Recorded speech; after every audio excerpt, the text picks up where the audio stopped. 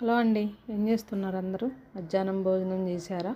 మేమైతే చేయలేదండి, ఇంకా వంట ఇప్పుడే స్టార్ట్ చేశాను. దొండకాయ కర్రీ చేస్తున్నానండి. రైస్ అయితే ఆల్రెడీ వండేశాను. దొండకాయ కర్రీలోకి వెల్లుల్లి కారం రెడీ చేసుకోవాలండి. ఇంట్లో అయితే అయిపోయింది. అందుకని పల్లీలు నువ్వులు లైట్గా వేయించుకోవాలి. తగినంత ఉప్పు వేసుకోవాలి. నెక్స్ట్ ఒక 10-15 వరకు వెల్లుల్లి రెబ్బలు వేసుకోవాలండి.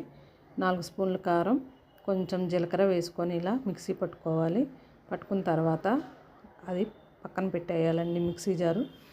దొండకాయలు కూడా మగ్గిపోయాయి. మగ్గిన తర్వాత నేనైతే కొంచెం వెల్లుల్లి కారం కొంచెం డబ్బాలోకి తీసుకొని నిల్వ ఉంచుకుంటానండి. దోశల్లోకి, ఇడ్లీలోకి చాలా బాగుంటుంది ఆ కారం. ఒకసారి మీరు కూడా ట్రై చేయండి. దొండకాయలు అయితే మగ్గిపోయిందండి. అక్కడ వెల్లుల్లి కారం కూడా అందులో వేసేసాను. కొంచెం టేస్ట్ చేశానండి నేనైతే. చాలా బాగా వచ్చిందండి కర్రీ. మా వారు వచ్చాక మేము తినేసాము.